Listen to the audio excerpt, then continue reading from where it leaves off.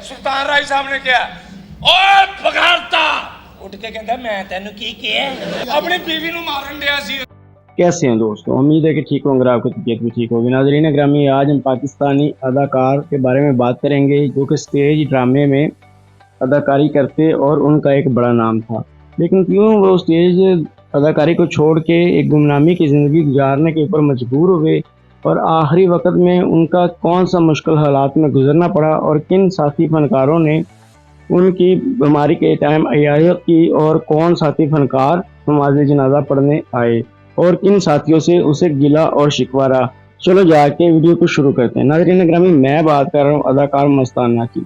मस्ताना stage ड्रामे में एक बड़ा नाम था और बहुत ही मज़ाहिया सीन अदा करने के फनकार थे। नाज़रीन ग्रामी, मस्ताना गुजरावाला में पैदा हुए।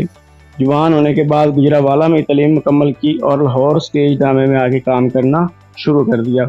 यूँ आहिस्ता आहिस्ता उनका नाम बड़ा होने लगा और एक दिन उनका नाम पूरे पाकिस्तान में चलना शुरू हो गया। नाज़रीन ग्रामी, ये उस वक़्त की बात है कि जब स्टेज ड्रामे के ऊपर फहाशी और बेहयाई अभी तक नहीं आई थी और ड्रामे काफ़ी अच्छे ज़्यादा बनाए जाते थे।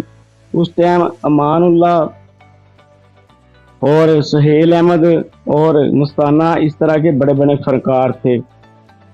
जवाद वसीम उनके एक बड़े साथी थे। नाज़रीन ग्रामी, वाक़या कुछ यूँ है कि अदाकार मस्ताना अपनी अदाकारी के जोहर दिखा रहे थे कि अवाम को हंसाने का काम उनकी ज़िंदगी में चल रहा था। उन्होंने काफ़ी ज़्यादा पैसा इकट्ठा किया। पैसा इकट्ठा करने के बाद लाहौर में एक कनाल का पोश इलाके में एक कनाल का प्लाट लिया। नाज़रीन ग्रामी, प्लाट में सारी रकम खर्च कर जाने के बाद उनके प्लाट के ऊपर किसी ने कब्जा कर लिया। अब नाज़रीन ग्रामी, सीन कुछ यूँ था कि जिन लोगों से मस्ताना ने प्लाट ख़रीदा था उन लोगों ने मस्ताना के नाम प्लाट लगवाने की बजाय मस्ताना को कचहरी में लेके गए और किसी तरीके से अपने ही भतीजे के नाम उस प्लाट को करवा लिया। यूँ काफ़ी ज़्यादा दौलत लग जाने के बाद मस्ताना का वो प्लाट उसके हाथ से चला गया। मस्ताना कचहरी में केस भी लड़ता रहा लेकिन वो प्लाट उनको ना मिल सका। उसके बाद मस्ताना की फैमिली भी वो केस लड़ती रही लेकिन उनको वो प्लाट ना मिल सका। ओए पगारता उठ के कहता मैं तेनू की किया अपनी बीवी नू मारन दिया सी उत्ते लारी अड्डे और मैं क्या घर जाके मारी कहंदा घर मैनू मिलदी नहीं।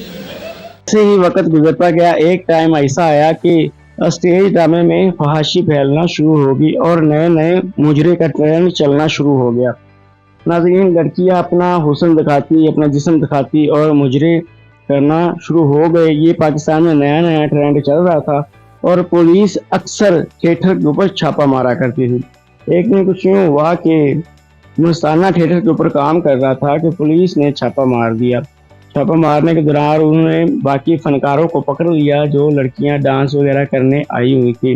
नाज़रीन, जब पुलिस वाले थिएटर के ऊपर स्टेज में गए तो अदाकार मस्ताना ने बोला कि मैं भाई मशहूर अदाकार मस्ताना हूँ। तो आगे से जो SHO था उसने एक मस्ताना को थप्पड़ जड़ दिया और साथ में बोला तेरी भैन दा आहो तू बड़ा मस्ताना।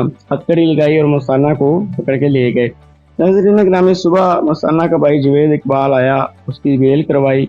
मीडिया वालों ने और काफ़ी लोगों ने कोशिश की कि मस्ताना की हथकड़ी वाली तस्वीर वायरल कर लें, तस्वीर ले लें, लेकिन इस तरह का कोई सीन ना हो सका। वो तस्वीर को हासिल ना कर सके। अगले दिन मस्ताना की बेल होगी।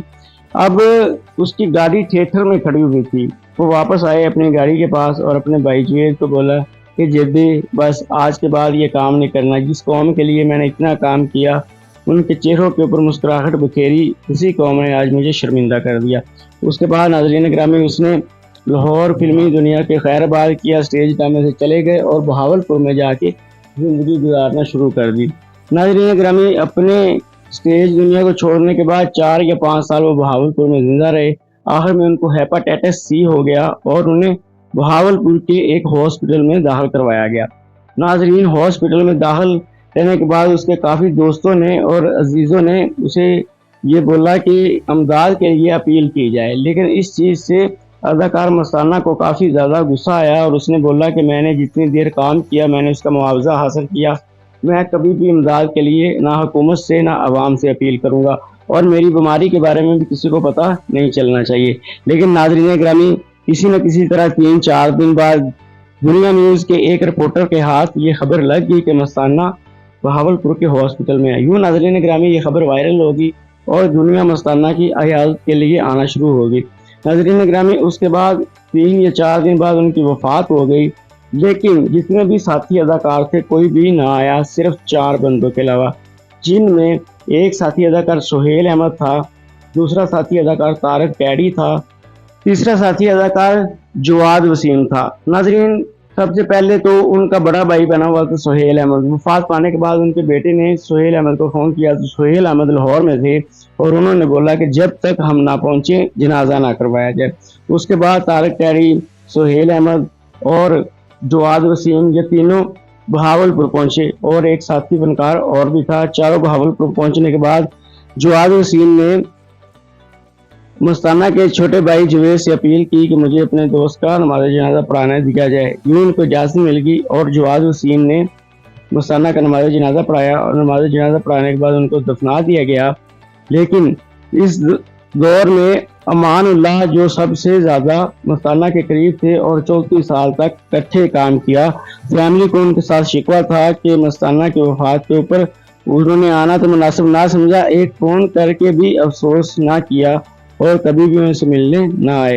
ये थी अदाकार मस्ताना की ज़िंदगी और कैसे वो फिल्मी दुनिया में, थिएटर की दुनिया में आए और कैसे उसको छोड़ के वापस चले गए और कैसे एक पाकिस्तान में बड़ा नाम था जो कि गुमनामी की मौत मर गया।